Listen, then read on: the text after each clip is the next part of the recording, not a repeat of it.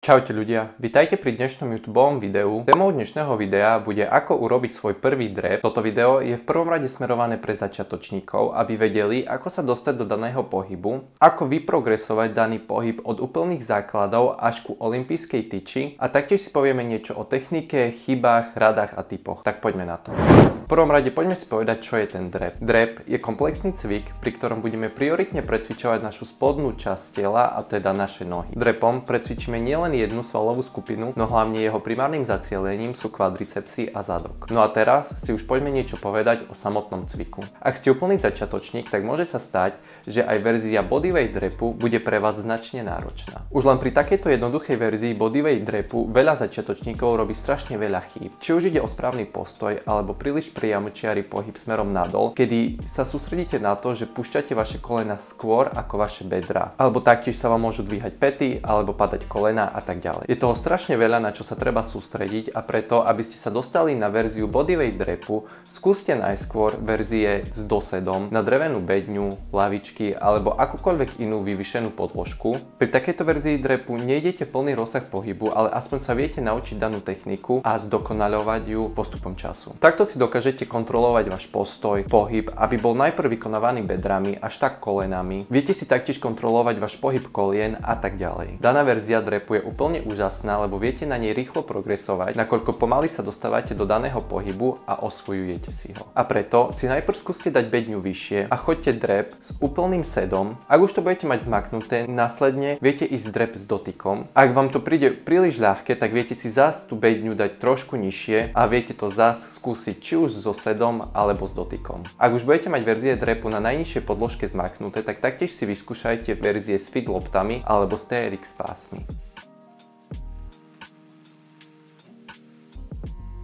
No a následne pôjdete na verziu bodyweight drepu. Tu na určite venujte trošku viac času, keďže zo začiatku to nemusí byť úplne 100% a potrebujete sa viac menej dostať do daného pohybu, ale uvidíte, že časom to príde a určite sa do daného pohybu dostanete. Ak už budete mať verziu bodyweight drepu zmaknutú a chcete sa práve vrhnúť na verzie s olympijskými tyčami, tak ešte predtým vyskúšajte verziu goblet drep, ktorá je taktiež úžasná, pridá vám to externú záťaž, budete sa vedieť lepšie dostať do daného pohybu, budete si lepšie vedieť kontrolovať techniku a potom to zás viete posunúť o level vyššie, a to sú olympijské tyče. Verzia s olympijskými tyčami alebo osami je každému známa, všetci vidíme na internete, ako ju každý cvičí, tak poďme si povedať, ako na ne. Pri tejto verzii drepu s olympijskými tyčami si najprv musíme nastaviť náš stojan, ktorý by sme si mali nastaviť zhruba do výšky našich ramien. Následne podídeme ku tyči a uchopíme si ju na oboch stranách. Tu si dávajte pozor, aby ste si tyč nechytili nerovnomerne, a preto si skúste s palcami namerať zhruba od nejakého zachytného bodu, ako ďaleko budete mať váš ucho, aby ste ho mali tým pádom rovnomerne. Ak to máte, tak následne môžete vojsť pod danú tyč a ideme na umiestnenie tyče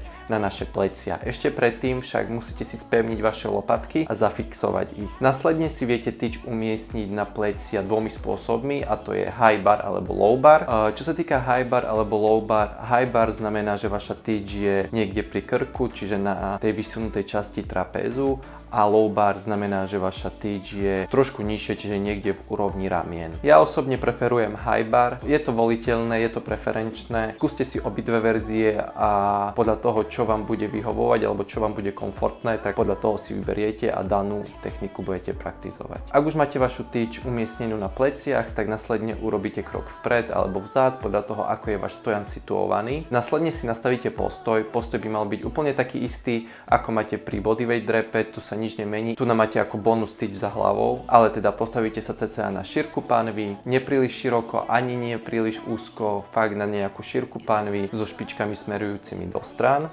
Pričom je veľmi dôležité, aby ste vašu váhu na chodidlách alebo celú telovú váhu plus tú externú váhu, ktorú budete mať na osi, držali pevne na takých troch bodoch na chodidle, a to je niekde v okolí veľkého palca, malého palca a päty. Tu nás musíte sústrediť, že by vaša váha fakt bola rozložená na týchto troch bodoch, aby ste mali fakt taký ten stabilný postoj a že by ste nepadali dozadu alebo dopredu, že by sa vám päty nedvíhali. A následne, ak už máte váš postoj ready, že už ste pripravení na vykonanie daného pohybu, tak stiahnete mierne brucho, poriadne sa nadýchnete a aktivujete váš stred tela, ako keby ste chceli zakašľať. Hlavne v prípadoch, ak idete nejaké silové tréningy, že máte tam fakt veľkú váhu a proste idete drtiť fakt silové tréningy, tak vtedy musíte byť spevnení počas celého toho pohybu a nemali by ste ísť veľmi s nadýchom práve že dole a s výdychom hore, ale už by ste mali byť spevnení, nakoľko vtedy dostáva stred tela veľmi zabrať a vám to vytvorí taký opások okolo vášho tela, okolo vášho chrbta, ktorý je kvázi akýby vnútorný a ešte keď si dáte na to ten vonkajší, tak ešte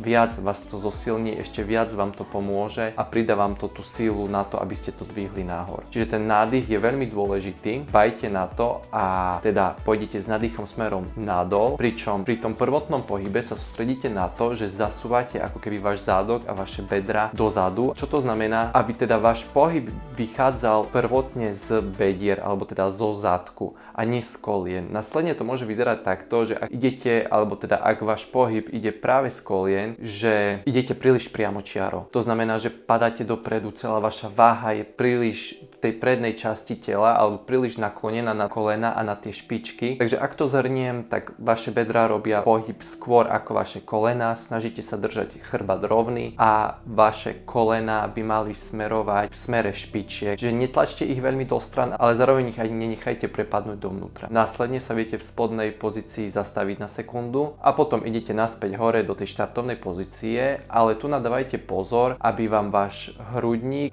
smeroval hore rovnako, alebo teda zároveň s vašim zadkom, aby ste predišli takému tomu zdvíhaniu zadku a prepadaniu hrudníka keby dopredu, keďže vtedy do značnej miery zaťažujete práve váš chrbát a hlavne tú krížovú časť a vtedy môžu ako keby sa objavovať hlavne tie bolesti tých krížových oblastí alebo teda bolesti spodného chrbta. No len takýto protip, ja keď cvičím drepy, tak sa snažím sústrediť na to, ako keby tlačím svoj hrudník nahor alebo teda do stropu alebo ako keby vás niekto ťahal za v tej hrudnej časti chrbta. Čo sa týka nejakých chýb, tak ako som spomenul práve, dávajte si pozor na to padanie hrudníka pri pohybe smerom nahor a dvíhanie zadku, keď práve vtedy do značnej miery zaťažujete tú spodnú časť chrbta, tú krížovú časť a jej bolesti sa chcete práve vyhnúť. Ale zase naopak pri pohybe nadol si dávajte pozor, aby ste netlačili vaše kolena príliš do strán,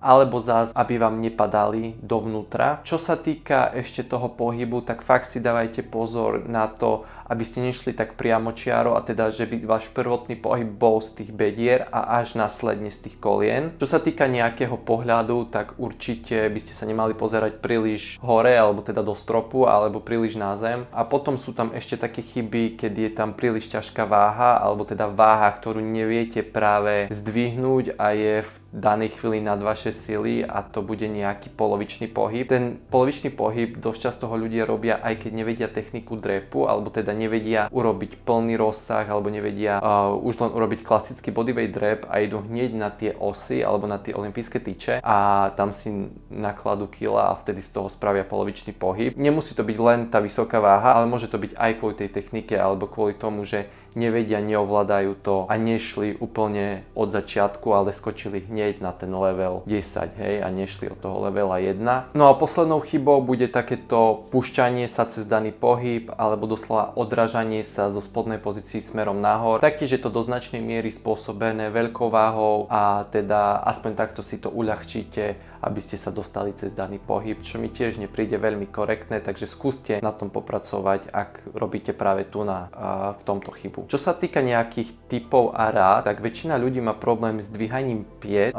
keď idú smerom nadol. Tu na to už ani není o tom, že teda ich kolena robia skôr pohyb ako bedra. Oni sa už možno sústredia na ten pohyb, ale ich telo ich viac menej ako keby nepustí do tej danej hĺbky a majú problém sa dostať čo i len do polovice bez toho, aby sa im nedvihli päty drepy alebo sa im neguľateľ spodný chrbát, tak tu by som len chcel poradiť to, že určite do značnej miery to môže spôsobovať práve členok a jeho mobilita. Či už oslabený stred tela, alebo ja neviem, bedra taktiež. Tak skúste nad tým popracovať a na mobilite celého tela, na spevnení stredu tela, na nejakých stretchingoch a tak ďalej. Ale ak s tým máte fakt problém a chcete progresovať nejak na tom drepe, tak ako dočasné riešenie si viete dať kotúče pod päty. To vám zvýši váš rozsah a teda dvihne vás to a teda daný pohyb budete vykonávať komfortnejšie. Možno nehytnete až takú hĺbku, ale budete aspoň drepovať komfortnejšie a nebude vás nič bolieť, hlavne sa vám nebude guľatiť ten chrbát. Ako dočasné riešenie to viete takto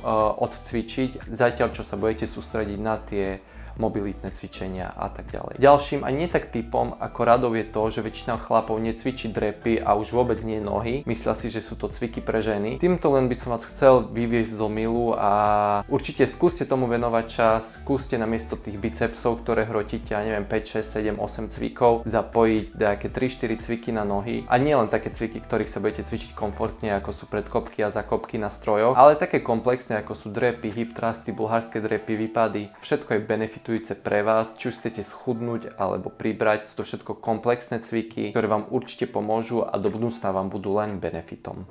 Takže ľudia, toto bude všetko k dnešnému videu. Ďakujem, že ste si pozreli dané video až sem a že ste prišli až sem. Dúfam, že sa vám moja tvorba videí páči, celkovo môj content, že sa vám páči. Ak áno, tak mi určite zanechajte like, koment, prípadne odber, čím podporíte mňa a moju tvorbu. No a my sa už vidíme pri ďalšom videu, tak zatiaľ čaute.